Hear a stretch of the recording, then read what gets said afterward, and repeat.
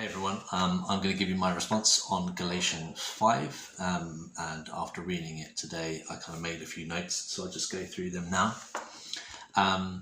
So for me, it is for freedom that Christ has set us free. That first line is incredibly powerful, and freedom is arguably one of the most prized assets of being a human being.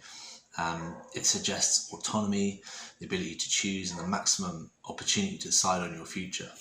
Of course, under Christ, freedom is complex, and Paul understands this when speaking to the Galatians. Freedom can't be taken lightly. Freedom can be taken away at any moment, and in this case, through religiously practicing circumcision.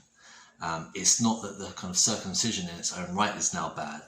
The adherence of the law and not the higher law of grace found through the new covenant is the real problem. And Paul saw this tradition as maintaining the past and not embracing further freedom and future freedom. Paul divided people into two fundamental groups: those that were free and slaves to Christ, that kind of beautiful paradox, and those that were bound by law and bound by the flesh. And he wanted people to move beyond the kind of carnal into the spirit, a life that is truly free, because in that freedom you're outside of the desires of the flesh.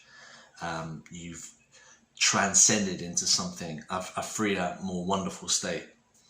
Paul saw the drawback of the old ways of the law, but wanted people to convert their thinking towards a higher calling.